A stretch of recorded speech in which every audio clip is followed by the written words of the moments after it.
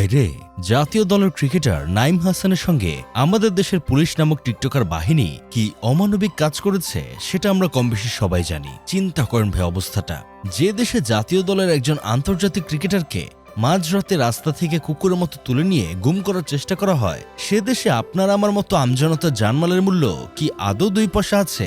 এই যদি হয় স্বাধীন দেশের অবস্থা, তাহলে পরাধীন ছিলাম এটাই ভালো ছিল।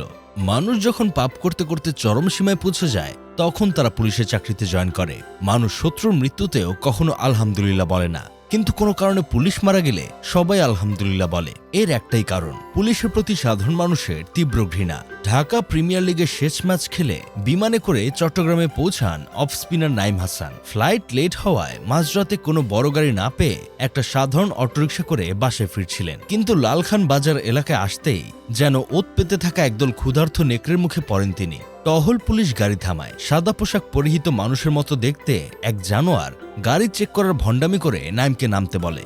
নাইম নিজের ভদ্রতা বজায় রেখে পরিচয় দেন, জাতীয় দলের অফিসিয়াল কার্ড দেখান এবং ব্যাগ চেক করতে বলেন। কিন্তু কথায় আছে, পুলিশ হলো শুক্রাণুর মতো, লাখে একটা মানুষ হয়। পুলিশ নামক অমানুষগুলো নাইমের কোনো কথাই শোনেনি, উল্টো নাইমের ঘাড় ধরে পশুর মতো ধাক্কা মারে। জীবন বাঁচাতে নাইম যখন চিৎকার করে বাবাকে ফোন দেওয়ার চেষ্টা করেন, তখন তার মোবাইল ফোনটি ছিনিয়ে নেওয়া হয়, গলা চেপে ধরে।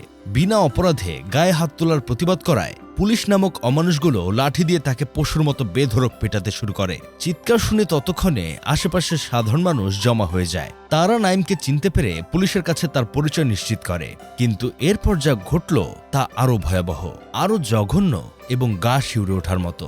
পুলিশ তাকে কোনো সরকারি গাড়িতে না তুলে অন্য একটা সিএনজি চালিত অটোরিকশায় তোলার জন্য জোর জবরদস্তি করতে থাকে। নাইম মুহূর্তেই বুঝতে পারেন তাকে স্রেফ গুম করার নীল নকশা সাজানো হচ্ছে। কারণ এই পোড়া দেশে ক্ষমতার চেয়ার বদল হয়, সরকার বদলায়, মাগার পুলিশের চরিত্র বদলায় না। উপস্থিত জনতার সাহসিকতায় সে যাত্রা কোনো মতে রক্ষা পান নাইম। শত শত সাধারণ মানুষ মাঝরাতেই নাইমের সাথে খুলশি থানায় যায়, কিন্তু সেখানে গিয়ে দেখা গেল আরেক সুদানের ফুয়াকে।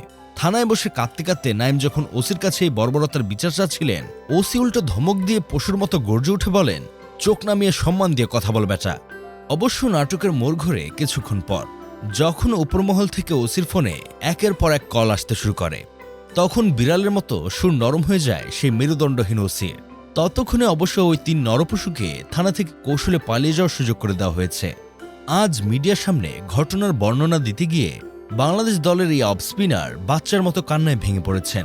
এখন প্রশ্ন হলো, একজন সেলিব্রিটি ক্রিকেটারের সাথে যদি মাঝরাতে এই ন্যাক্কারজনক, অমানবিক আর পৈশাচিক আচরণ করা হতে পারে, তবে এদেশের সাধারণ মানুষের অবস্থা কতটা নারকীয়। যাই হোক, শেষমেশ আমি গোলাম হোসেন একটা কাজের কথা কই। বাংলাদেশের পুলিশ আজ সাধারণ মানুষের সাথে মানুষের মতো নয়, রাস্তার কুকুরের মতো ব্যবহার করে। যাদের ট্যাক্সের টাকা এদের সংসার চলে, তাদেরকে ওরা প্রতিনিয়ত হয়রানি করে। আজ দেশে সিংহভাগ অপরাধ, ছিনতাই, গুম আর চাঁদাবাজি সিন্ডিকেটের সাথে প্রত্যক্ষ বা পরোক্ষভাবে এই পুলিশেরই কোনো না কোনো কুলাঙ্গার জড়িত। রক্ষকের পোশাকে এই ভক্ষকদের হাত থেকে সাধারণ মানুষের মুক্তি কোথায়? আমরা কি আসলে একটি স্বাধীন দেশে আছি, নাকি পুলিশের তৈরি করা এক নরকে বাস করছি? সরকারের কাছে প্রশ্ন রইল।